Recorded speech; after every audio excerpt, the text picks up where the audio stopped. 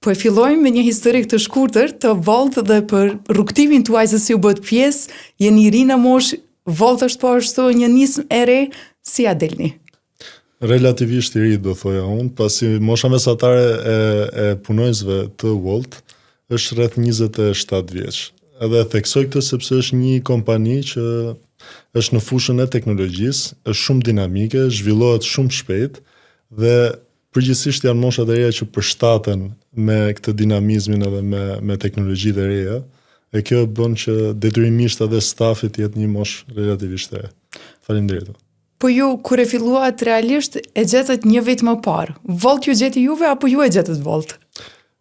Ishte pak nga të dy anët. Domethënë, unë kam qenë në fazën e kërkimit të një ndryshimi.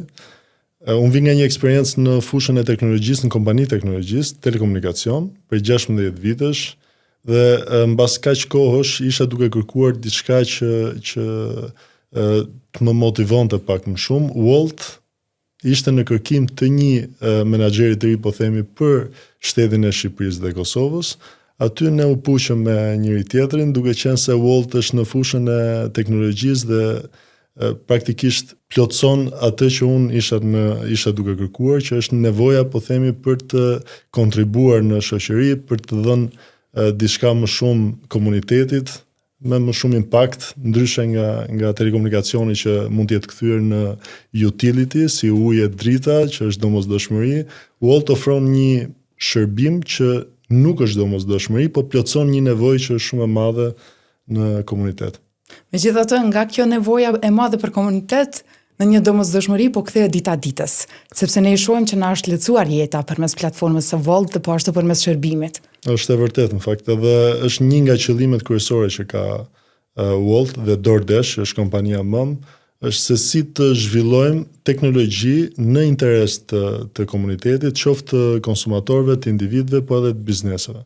Cilat palë përfitojnë më shumti? Përfitojnë bizneset, përfitojnë konsumatorët, e pragu të fundit, kështu që përfitojnë nga vetë shërbimi, përfiton vetë Volt dhe udhëheqësit nga ta, apo është një cikël që secili e ka benefitet e veta? Unë do thoja që është një ekosistem i tërë që përfiton. Volt është ajo platforma që e mundson këtë ekosistem, po themi, që të funksionojë siç duhet.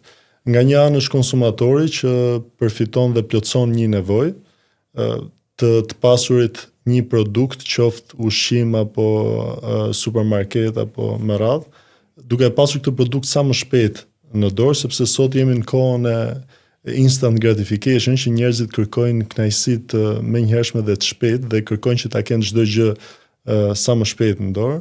Nga krau tjetër është biznesi, i cili kërkon që të rrisi pjesën e volumit shitjeve, të rrisi numrin e klientëve dhe target grupin. Dhe në fund fare është vetë ekonomia e vendit, sepse duke pasur më shumë konsum, duke pasur më shumë shitje, ka më shumë qarkullim, ka formalizim të ekonomisë, më shumë taksa dhe më shumë punësim për vendin, domethënë është win-win në çdo drejtim.